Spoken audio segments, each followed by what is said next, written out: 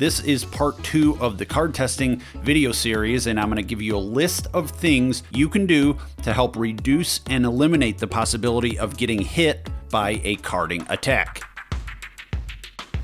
Remember that card testing attacks can only happen because website payment pages and e-commerce websites are vulnerable to cyber criminals in the first place. So it's essential for business owners like yourself who are using merchant services and payment pages in an online setting, of course, to implement fraud detection tools and other security measures to help prevent carding attacks and protect their customers' information. So the types of payment pages that are most vulnerable to these attacks, of course, are those that are unsecured in its simplest form. Payment pages that are not encrypted, using poor fraud detection in general. Third-party payment pages, or generally poorly configured pages, will leave a page to being susceptible to being hacked. So there are things that you can do to help reduce and eliminate possibility of getting hit by one of these carding or card testing attacks on your payment pages and e-commerce sites. And that's what we're going over today, so here's the list. Number 1 is to simply use fraud tools on your payment pages. Things like address verification, the CVC code, billing zip codes, and the full billing address marked as required fields, meaning these are things that the customer has to put in order to make a payment on one of your payment pages. You could also disable quote-unquote mini pages that only ask for a credit card number and a name, for example. You want to ask for all the extra card information to make the payment more secure. Number 2 is to use a VPN at your business, especially if you offer free Wi-Fi to your customers. Using a VPN just makes it harder for a criminal to find your payment links. Number 3 is to set up a firewall against botnets. You can even configure firewalls to specifically block bot attacks like carding attack. A quick search will give you a list of providers, and I'm not recommending one in particular here over the other, but this will give you a good starting point for using a firewall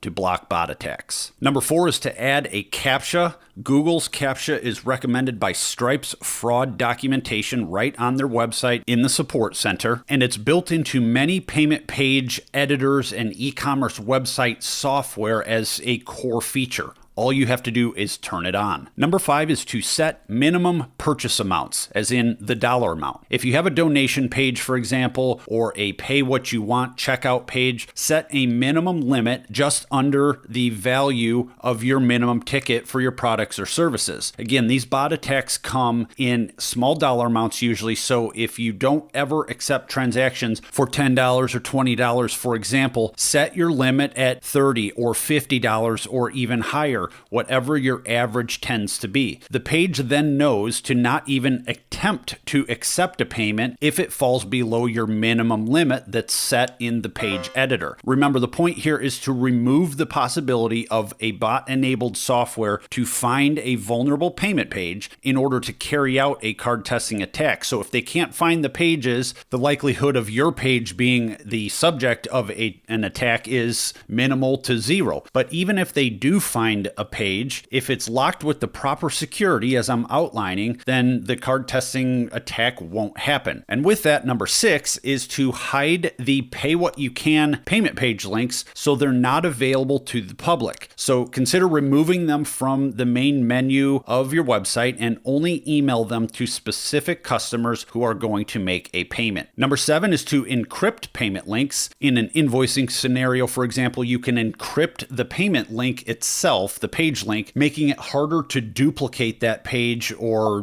anyone else to be able to find it. So again, if you're sending a link just to one person, you can use encryption to reduce the amount of page visibility to the general public. Number 8 is to limit checkout transaction attempts. This is also known as velocity limits. So set a number of transaction attempts that can be completed on your payment page in a successive period of time. This also includes limiting the number of attempts that you can can run a card during checkout process. For example, 3 attempts or 3 declines, then that card is locked out and not able to make a payment on that page for 24 hours, for example. Some software comes with this feature and functionality natively and automatically, so you can just check with the software provider as to whether this is a native feature. Number 9 is to require customers to sign up in order to pay. So this is like a user account, of course. The customer has to have an account in order to make a payment. This means disabling guest checkout on some of the e-commerce platforms. Number 10 is to use user account limits.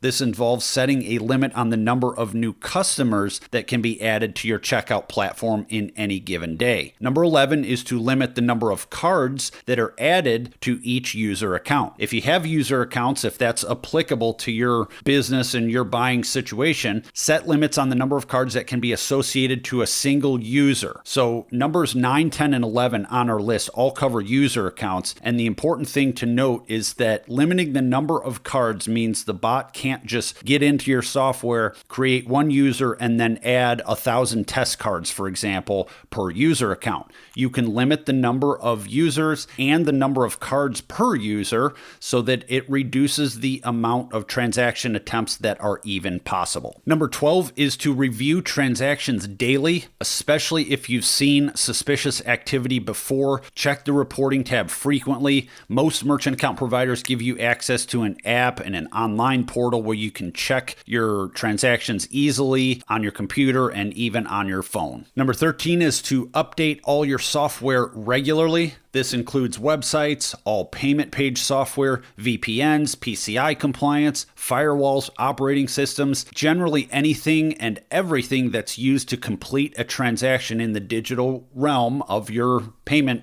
collection process. Make sure that it's always updated. Number 14 is to report suspicious activity immediately. Don't keep it to yourself, and certainly don't just pass it off and think that it's really no big deal or probably nothing. Act now, act immediately. Call your merchant services provider, call your web developer, your IT security team, and tell them to be on guard and to figure out a move forward plan. This might even involve proactively disabling payment pages and or generating new transaction keys and website payment URLs in attempt to once again hide the payment page that could be targeted. Again, this is where page encryption could come into play. As I discussed already, the general rules that you want to try and hide the page, disable it, or spin it to have a new link or an encrypted link if you feel that the page is being targeted for a future attack. Number 15 is to turn off or disable payment pages that are not in use. So product pages, invoice links, pay what you want pages that are not in use but active and attached to a valid merchant account, just disable them. You don't want to leave them sitting out there like a sitting duck on the virtual battlefield if they don't need to be there and you're not regularly using them. Just disable them or delete them entirely. Number 16 is to use a third-party fraud monitoring tool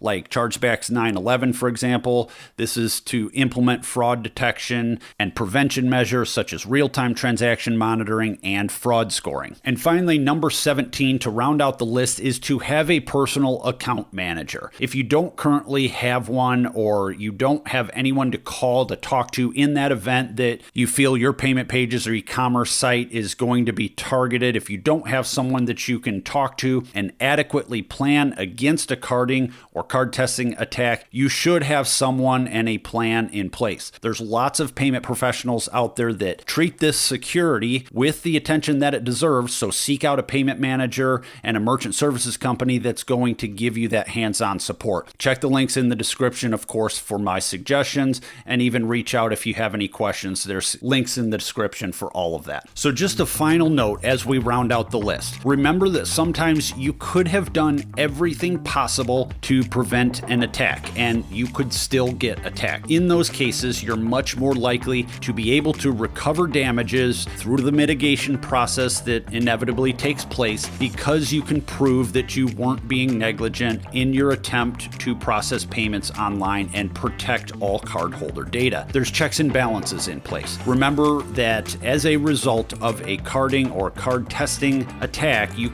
your business could suffer financial losses, damaged reputation, legal liability, merchant account being frozen or entirely canceled and shut down, as well as regulatory penalties. All of those are a result of card testing and being a victim thereof. So do everything in your power to prevent it and put measures in place and implement some of these items that we covered today. If you learned something new or found this valuable, please consider giving me a thumbs up. That greatly helps out the channel and the video. I greatly appreciate it. Every time you like and share and subscribe, that's a big help. There's a chargebacks and other fraud related videos playlist in the description. All relevant and cited info that I talk about in these videos are always linked in the description, so always be sure to check that out. Again, give me a thumbs up, subscribe, hit the bell notification. I'm Brian Manning, and I'll see you on the next one.